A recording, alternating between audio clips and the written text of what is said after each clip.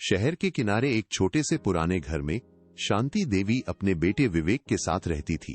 पति की मौत के बाद उसने अकेले ही अपने बेटे को पाला था। दिन में लोगों के कपड़े सिलती और रात को भूखी सो जाती, लेकिन बेटे की हर जरूरत पूरी करती। विवेक बचपन में अपनी माँ के बहुत करीब था।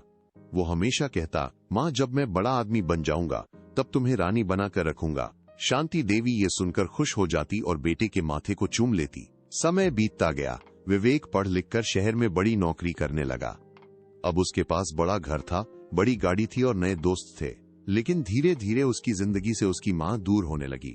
वो महीनों तक माँ से मिलने नहीं आता था, फोन भी बहुत कम करता था। शांति देवी हर शाम घर के बाहर बैठ जाती और सड़क की तरफ देखती रहती। उसे लगता शायद आज उसका बेटा आएगा। पड़ोस वाले अक्सर पूछते, चाची किसका इंतजार करती हो? वो मुस्कुराकर कहती, मेरा बेटा आएगा, वो मुझे कभी नहीं भूलेगा। लेकिन हर रात उसकी उम्मीद टूट जाती। एक दिन शांति देवी बहुत बीमार पड़ गई। उसे तेज खांसी और बुखार था। डॉक्टर ने कहा, इनकी हालत ठीक नहीं है, इनका ध्यान रखो।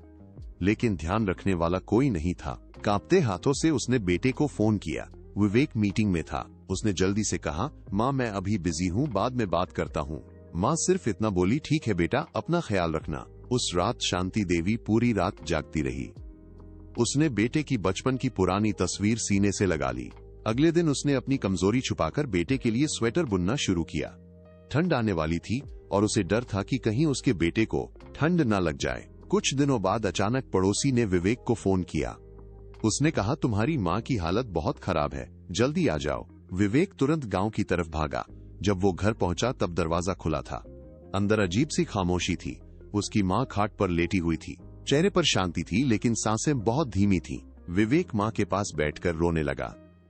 उसने माँ का हाथ पकड़कर कहा, माँ मुझे माफ कर दो, मैं तुम्हें समय नहीं दे पाया। शांति देवी ने धीरे से अपनी आंखें खोली। कमजोर आवाज में बोली, बेटा तू आ गया, मुझे पता था तू जरूर आएगा।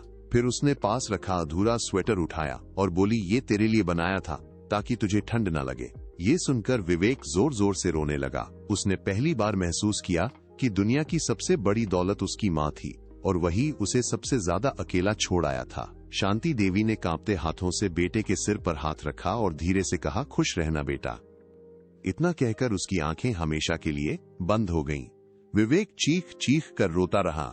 उस दिन उसे समझ आया कि माँ का दिल कभी अपने बच्चों से शिकायत नहीं करता, चाहे बच्चे उसे कितना भी दर्द क्यों न दें।